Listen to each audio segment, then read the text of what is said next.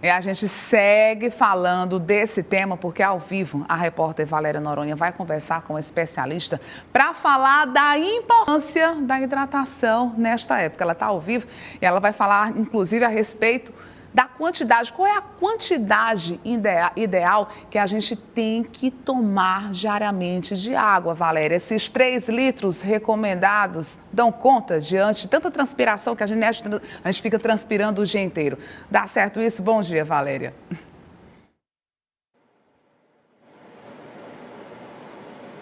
Bom dia, novamente, para você do outro lado da tela. Geandra, eu estou no Instituto do Rim justamente para falar sobre isso. Quantos litros de água são suficientes durante esse BRIOBRO para a gente conseguir se manter hidratado, o corpo saudável? Porque a gente sabe que tem o suor, né? A gente sua muito, perde líquido com isso. Perde líquido como? Por meio do xixi, né? Por meio da evacuação e por meio do suor. Mas para a gente falar sobre esse assunto, saber quanto que a gente deve ingerir, principalmente nesse período de calor, de água, a gente vai conversar com o Dr. Felipe Isaac, que é nefrologista aqui no Instituto do Rim. Muito bom dia, Dr. Felipe.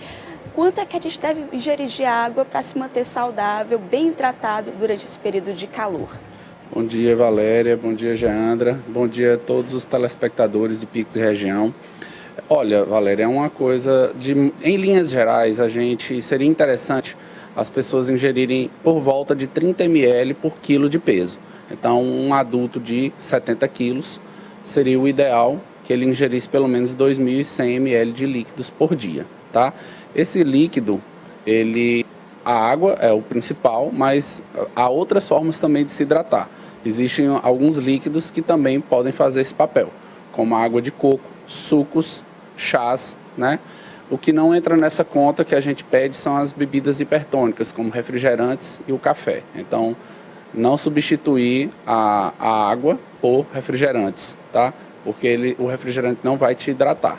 Então, se você mantiver uma ingestão de água ou líquidos, esses que eu falei, em torno de 30 ml por quilo de peso, você vai ter uma hidratação adequada. Logicamente que isso não é uma regra 100%. Há algumas situações em que a gente não pode liberar tanto volume de líquido assim. Mas são situações bem específicas, como a insuficiência cardíaca congestiva, a insuficiência renal grave e a insuficiência hepática grave.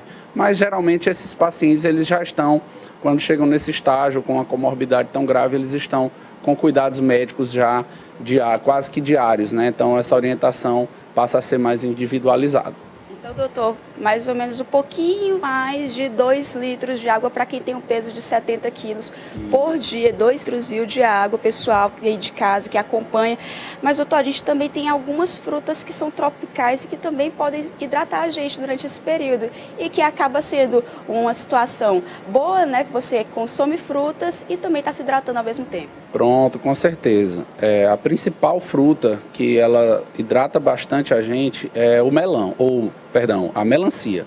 A melancia, ela te dá uma grande quantidade de líquido quando você ingere, né? Então, é uma hidratação boa também, tá? Porque ela é refrescante, ela tem uma grande quantidade de líquido e é bem saborosa. Além da melancia, também o melão também é bem parecido, né? Uma quantidade um pouco menor do que a melancia, mas as frutas também são uma boa estratégia para a gente hidratar o nosso corpo, são uma boa opção. Doutor, muitas vezes as pessoas se perguntam, poxa, eu devo beber água apenas quando eu estou sentindo sede ou eu devo beber água de vez em quando para manter meu corpo hidratado? Porque a sede às vezes pode ser um sinal ali dos teus rins, olha, a gente está sofrendo, a gente está precisando de água. Olha, com certeza. Quando a gente fala nessa quantidade, em torno de um adulto médio de 70 quilos ingerir 2 litros, 2 litros e 100, a gente está falando que isso é o mínimo para manter o equilíbrio, tá certo? Manter o equilíbrio do nosso corpo. Quando a gente sente a sede, isso é um mecanismo do nosso corpo que dá um alerta. Você tem que ingerir líquido e tal.